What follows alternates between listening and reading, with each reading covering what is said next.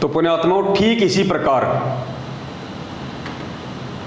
इसी प्रकार से जब पूज्य गुरुदेव जी ने शुरुआत में सन 1994 से अपने इस यथार्थ 13वें कबीर पंथ की शुरुआत की, तो परमेश्वर ने आप और हमें एक कागज की फोटो को बताया कि ये कबीर जी की फोटो है, क्योंकि उस परमेश्वर का वास्तविक नाम है कबीर देव, कबीर साहेब, वेदों में लिखा हुआ है।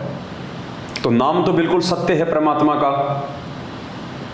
अब उस समय यदि गुरुजी कह दें कि मैं कबीर हूं, तो भी हम उनकी बातों को नहीं मानने वाले, क्योंकि उस समय हमारी बुद्धि का क्या स्तर था गुरुजी ने अपने सत्संग में बता दिया। अब गुरुजी के सामने एक मजबूरी खड़ी हो गई, या यूं कह लीजिए कि ये बहुत ही ज्यादा जरूरी था, आप लोगों को नाम के साथ साथ में शकल भी दिखाई जाए। क्योंकि यदि उस कबीर परमात्मा सतगुरु रामपाल जी भगवान ने आप और हम जैसे दो कोटि के जीवों से ये देवी देवताओं की भक्ति छुड़वानी थी, तो परमात्मा ने कोई ऊपर का कोई भगवान भी सामने लाके खड़ा करना था। अगर गुरुजी ये कह दें सीधा कि भाई ये जो देवी देवता हैं ये पूर्ण परमात्मा नहीं है, ये जो ब्रह्मा विष्णु महेश हैं, ये जो माई है दुर्गा है, ये परमात्मा नहीं है, ये भगवान नहीं है, भगवान कोई और है, और उनकी भक्ति करने से ही मोक्ष होगा, जीवन सफल होगा, आप इनकी साधना को त्याग दीजिए, इनकी साधना शास्त्रों के अनुकूल नहीं है। तो सीधी सी बात है, हमारा एक ही सवाल होता गुरुजी से कि गुरुजी यदि ये ब्रह्मा विष्णु महेश और देवी देवता और दुर्गा यदि ये परमात्मा नहीं है, भगवान नहीं है, ये समर्थ शक्ति नहीं है, तो फिर कौन है समर्थ शक्ति? तो गुरुजी कहते भाई वो कबीर परमात्मा है।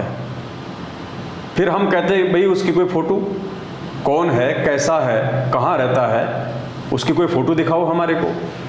अगर गुरुजी फोटो ना दिखावें तो हम इस बात को जिंदगी में स्वीकार नहीं करें कि वास्तव में कबीर ही परमात्मा है। इसलिए हम जैसे मंदबुद्धि लोगों को इस भक्ति मार्ग पे टिकाए रखने के लिए हम लोगों से वो शास्त्र के विरुद्ध जो साधना जो हम कर रहे थे, उस साधना को हमारे से छुड़वाने के लिए परमात्मा ने इस कागज की फोटो का सहारा लिया, ताकि हमारे को विश्वास हो कि हाँ ये कबीर जी हैं जो 650 साल पहले आए थे, ये कबीर दास, ये संत कबीर, जिनकी हमने फोटो हाथ से बनी हुई काफ़ी जगह हम लोगों ने देखी हुई थी। हमने पहले हम जब 5वीं या 6वीं में पढ़ा करते थे तो कबीर जी के दोहे आया करते थे, साथ में उनकी दाढ़ी मूछ वाली फोटो भी हुआ करती थी। तो गुरुजी को मालूम था कि इस फोटो को दिखाते ही ये भोली आत्माएं तुरंत स्वीकार कर लेंगे कि हाँ जी ये कबीर दास, ये संत कबीर।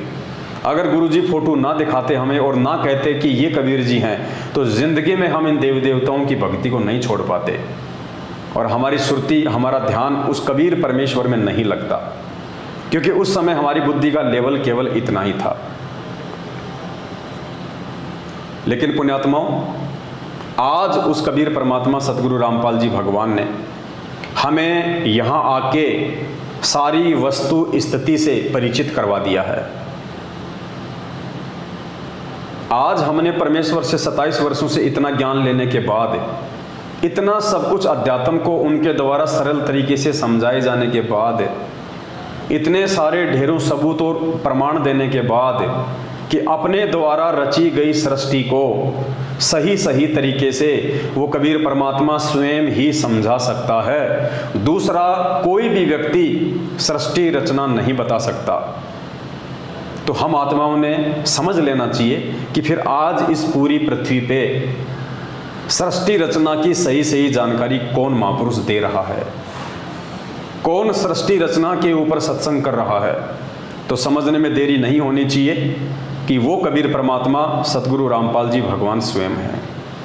फिर पूज्य गुरुदेव जी कहते हैं कि पूरी पृथ्वी पे केवल एक ही सतगुरु होता है, और सतगुरु स्वयं कबीर परमात्मा ही होते हैं, दूसरा कोई सतगुरु हो ही नहीं सकता।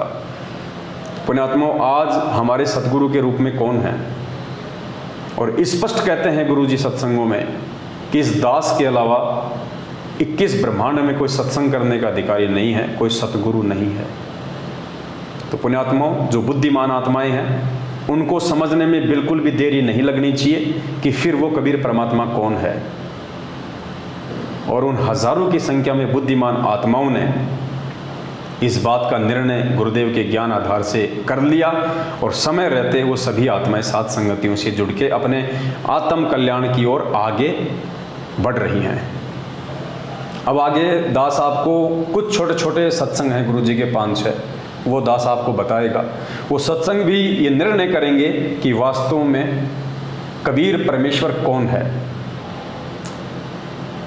और क्या हम एक दाढ़ी मूंछ वाली फोटो का, एक हाथ से बनाई हुई काल्पनिक फोटो का प्रकट दिवस मना के उसको भगवान मान के हम अपने पूज्य गुरुदेव जी की बेइज्जती तो नहीं कर रहे?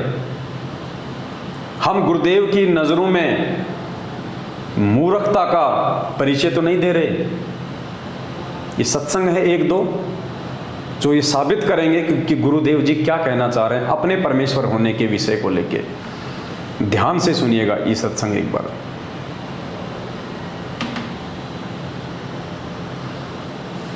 लेकिन आदेश प्रभु का है।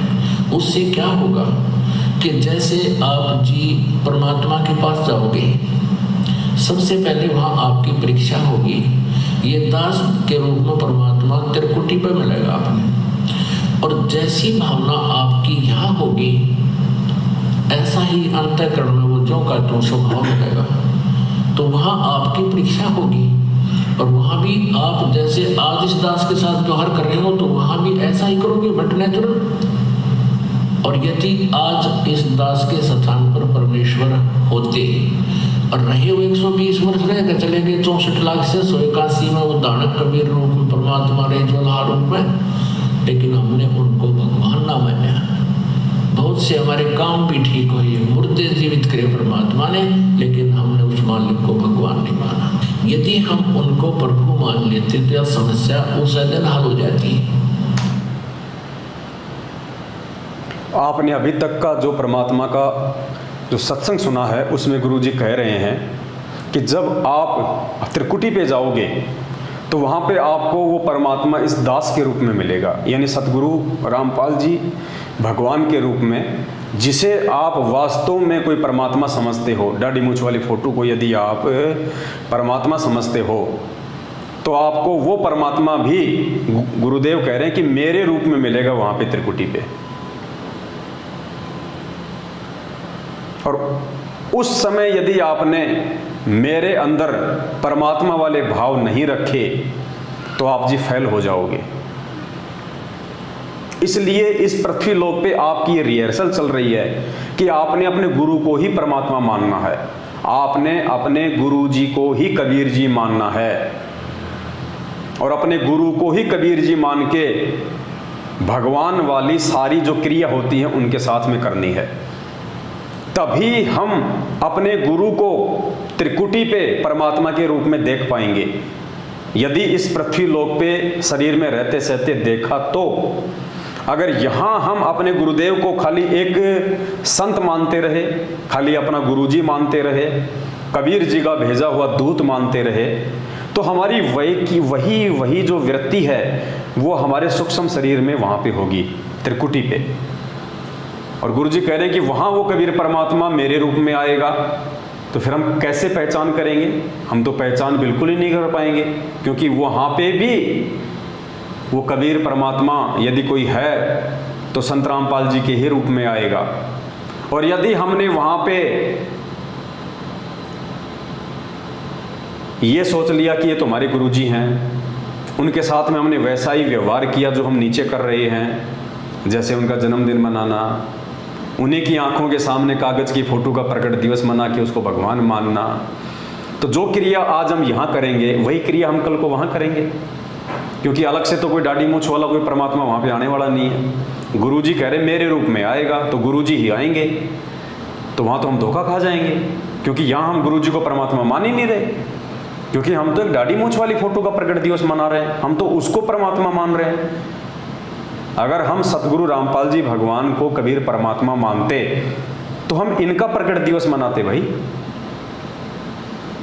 तो हमारा यही भाव जब हम त्रिकुटी पे जाएंगे तो ऑटोमेटिक ऐसे ही रहेंगे, और वहाँ हम धोखा खा जाएंगे। इसलिए गुरुजी आगे जो शब्द कह रहे हैं उन शब्दों पे जो बुद्धिमान आत्मा होंगी वो विचार करेंगी, और 14 जून 2022 को ये अपने जीवन की सबसे बड़ी महागलती जो करने जा रहे होंगे, एक कागज़ की फ़ोटो का प्रकट दिवस मनाने, वो गलती करने से वो बच जाएंगे।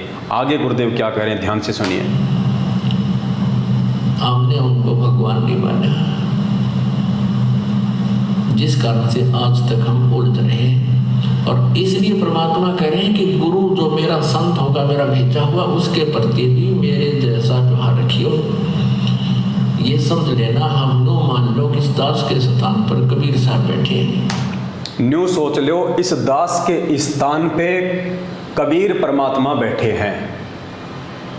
स्पष्ट कह दिया गुरुजी ने। इसी पॉइंट को ध्यान रखना पुण्यात्माओं, ये गुरु वचन हो गया आप और हमारे लिए। और परमात्मा कहते हैं गुरु वचन निश्चय कर जाने, पूरे गुरु की सेवा ठाने। ये गुरुजी का वचन हो गया।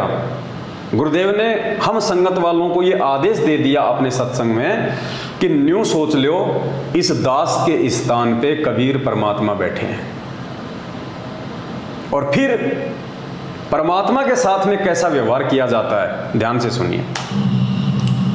और यहाँ भगवान आ जाए, जिसके लिए हम भटक रहे हैं, रोग तड़फ रहे हैं, जिन्होंने राज त्याग दिए, घर त्याग दिए उसके पाने के लिए, और आज वो सामने हो तो आपका कैसा व्यवहार हो, ये आपने सोचना है। जिसकी गुरुदेव कह रहे हैं ये आपने सोचना है। यदि आज आपके सामने कबीर परमात्मा हो तो उनके साथ में आपका कैसा व्यवहार होगा, ये आपने सोचना है।